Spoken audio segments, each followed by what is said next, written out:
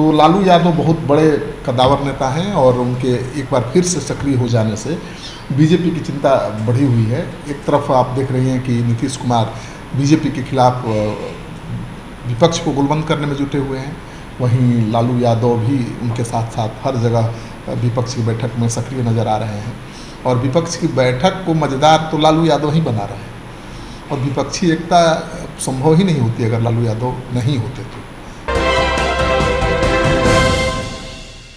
नमस्कार, देख रहे हैं आप सिटी पोस्ट लाइव और मैं हूं आपके साथ पूजा शर्मा। किडनी ट्रांसप्लांट करने के बाद लालू प्रसाद यादव एक बार फिर राजनीति में सक्रिय हो गए हैं, पुराने अंदाज में वापस लौट आए हैं। तो ऐसे में सवाल उठता है कि लालू प्रसाद यादव के राजनीति में एक बार फिर आने से कितना असरदार होंगे लालू प्रसाद यादव। ये जानने के लिए अभी हमारे साथ मौजूद हैं वरिष्ठ पत्रकार श्रीकांत प्रत्युष, उनसे हम बात करेंगे।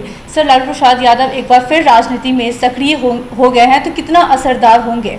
देखिए, किडनी ट्रांसप्लांट के बाद लालू स्वस्थ हुए हैं और उनकी राजनीतिक सक्रियता जो बढ़ी है उससे बीजेपी की चिंता बढ़ी है, क्योंकि लालू यादव राजनीति के माहिर और धुरंधर खिलाड़ी माने जाते हैं। लालू यादव इकलौते ऐसे नेता हैं, देश के इकलौते ऐसे नेता हैं जिनकी विदेशों में भी चर्चा होती है।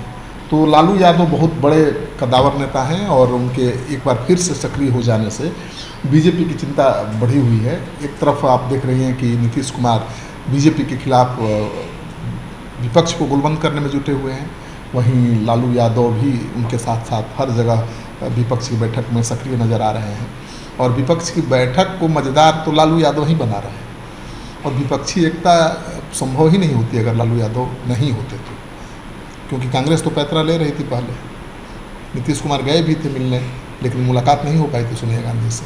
फिर लालू यादव गए, मुलाकात भी हुई, बात भी आगे बढ़ी और अब विपक्ष गुलबंद होने लगा। सर, नीतीश कुमार भी लालू प्रसाद यादव को काफ़ी ज़्यादा अहमियत दे रहे हैं, तो विपक्षी एकता में आरजेडी सुप्रीमो लालू प्रसाद यादव का क्या कुछ रोल रहेगा? देखिए, लालू यादव को अहमियत देना नीतीश कुमार की मजबूरी भी है, उनके लिए ज़रूरी भी है, क्योंकि लालू यादव को अनुभव है, उनके जो राजनीतिक रिश्ते हैं विपक्ष के दलों से वो बहुत गहरे हैं और कहा जाता है ना कि लालू यादव रिश्तों की बहुत परवाह करते हैं जी। तो जिनसे उनके रिश्ते हैं बहुत अच्छे रिश्ते हैं, कांग्रेस से भी अच्छे रिश्ते हैं, ममता बनर्जी से भी अच्छे रिश्ते हैं, स्टालिन से भी अच्छे रिश्ते हैं, CPI CPM वाम दलों से भी अच्छे रिश्ते हैं। तो लालू यादव एक बहुत बड़ी कड़ी का काम कर सकते हैं और किया भी है ना उन्होंने। कांग्रेस पार्टी को मनाने का काम तो लालू यादव ने ही किया। नीतीश कुमार की सहूलियत को बढ़ाया है लालू यादव ने और हर जगह लालू यादव बैठक में शामिल नज़र आ रहे हैं। पटना की बैठक में भी शामिल थे और वहीं पर उन्होंने एक मजाक किया लहजे में एक बड़ा संदेश दे दिया था, राहुल गांधी जी अब दूल्हा बनिए, हम लोग बराती चलेंगे, मतलब प्रधानमंत्री बनने की तैयारी करिए, हम लोग आपके साथ हैं, ये संदेश था। तो नीतीश कुमार अहमियत दे रहे हैं, हर लालू यादव को राजनीतिक अनुभव बहुत ज़्यादा है, तो नीतीश कुमार हर कदम उठाने से पहले लालू यादव से मिलने जा रहे हैं, उनसे सलाह मशवरा कर रहे हैं, उनको भरोसे में लेकर चल रहे हैं, तो स्वाभाविक है। लालू प्रसाद यादव का सर मेन मकसद क्या है? देखिए, आप जानती हैं कि लालू यादव जब 2020 में रांची की जेल में थे जी, तो 2020 का विधानसभा चुनाव तेजस्वी ने अपने दमखम पर लड़ा था जी। पहली बार ऐसा हुआ था जब आरजेडी चुनाव लड़ रहा हो और लालू यादव राबड़ी देवी की तस्वीर न हो, चुनाव कैंपेन में लालू यादव राबड़ी देवी न हो। तेजस्वी यादव ने कहीं भी बैनर पोस्टर पर लालू राबड़ी का तस्वीर इस्तेमाल नहीं किया। तेजस्वी यादव ने किसी भी सभा में राबड़ी देवी को नहीं घुमाया जी और हाथ जोड़कर वोट नहीं मंगवाया, खुद डटे रहे। एक तरफ बीजेपी के दर्जनों स्टार कैंपेनर थे, दूसरी तरफ तेजस्वी अकेले महागठबंधन आरजेडी के स्टार कैंपेनर थे। उनके साथ कांग्रेस थी, लेकिन कांग्रेस की क्या वजूद है बिहार में आपको पता ही है जी। और 80 सीटें जीतने में कामयाबी मिली थी तेजस्वी यादव को और तेजस्वी यादव ने 2020 के चुनाव में अपने दमखम पर 80 सीटें जीत के साबित कर दिया था कि आरजेडी के असली उत्तराधिकारी वो हैं और आरजेडी के मान तो उनके हाथ में है ही। लेकिन फिर से लालू यादव एक बार फिर एक्टिव हो गए हैं, तो इसका मकसद ये है कि तेजस्वी यादव को समय रहते अभी सही समय है। नीतीश कुमार कमज़ोर पड़े हैं जी, अब पहले वाली स्थिति नहीं है, 43 विधायक हैं, भले मुख्यमंत्री हैं, तो कमज़ोर पड़े हैं और यही सही मौका है कि लालू यादव दबाव बनाकर अपने बेटे को सीएम की कुर्सी पर तेजस्वी को बैठा सकते हैं और शायद वो कोशिश कर रहे हैं। तो साम दाम दंड भेद सारी नीति वो जानते हैं और किसी न किसी तरह से तेजस्वी यादव को सीएम की कुर्सी पर बैठाना चाहते हैं। क्योंकि 2025 के चुनाव में नीतीश बोल ही चुके हैं कि महागठबंधन तेजस्वी के नेतृत्व में चुनाव लड़ेगा।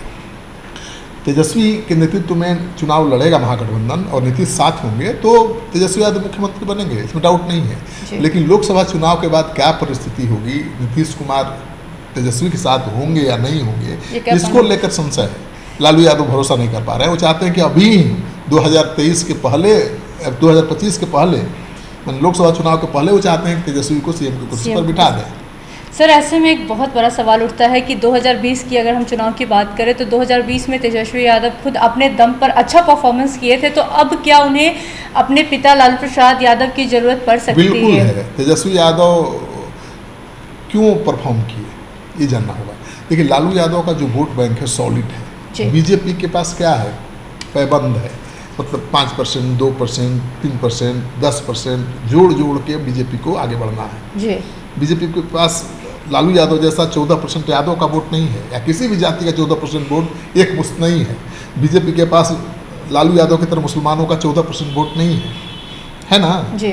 तो बीजेपी को 2-2%, 5-5% लेकर के मुकाबला करना पड़ रहा है और तेजस्वी यादव के पास केवल यादव मुस्लिम मिलकर ही 28% वोट है। तो लालू का जो वोट बैंक है वो इंटैक्ट है। मुसलमान कहाँ जाएंगे जी। जो बीजेपी को हराएगा उसी के साथ जाएंगे।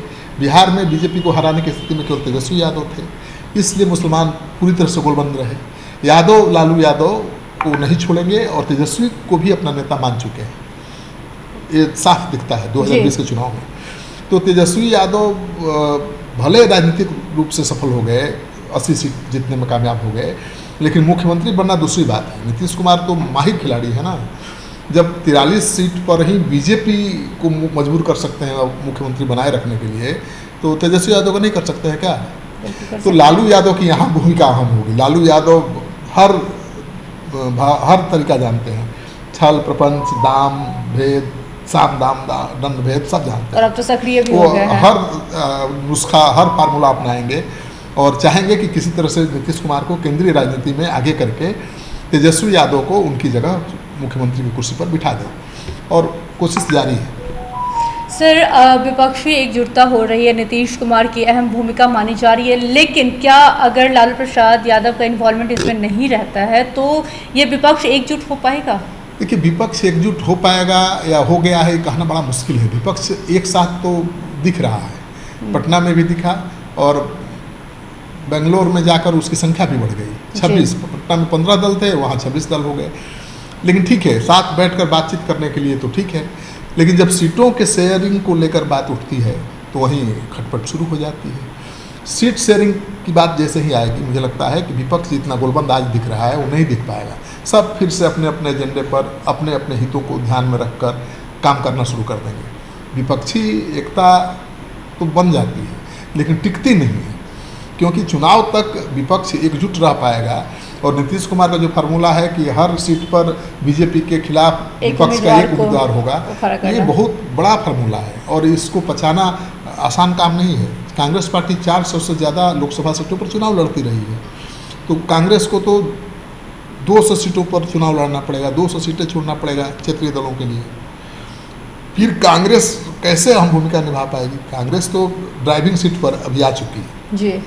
आपने देखा बेंगलुरु की बैठक में कि ड्राइविंग सीट पर कांग्रेस ही है जी। कांग्रेस भले कह रही है कि हमको पीएम पद का लालच नहीं है, हमारा मकसद कुल बीजेपी को रोकना है, लेकिन जैसे ही सरकार बनाने की स्थिति में आएगा महागठबंधन, कांग्रेस पार्टी दावेदार हो जाएगी। तो कांग्रेस पार्टी को बहुत कुछ सेक्रीफाइस करना पड़ेगा और क्षेत्रीय दलों को भी करना पड़ेगा। अब देखना यह है कि कांग्रेस पार्टी जो 400 से ज़्यादा सीटों पर चुनाव लड़ती है, क्या 200-250 सीटों पर चुनाव लड़ने के तैयार हो जाएगी?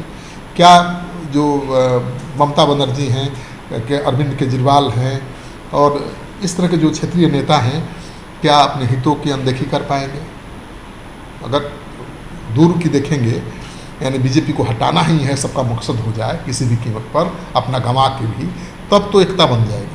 लेकिन अपना भी कुछ नुकसान नहीं होना चाहिए और बीजेपी को भी रोक देना है, दोनों बातें नहीं चलेगी। तो ये एकता कितना कारगर होगी ये तो आने वाला वक्त बताएगा।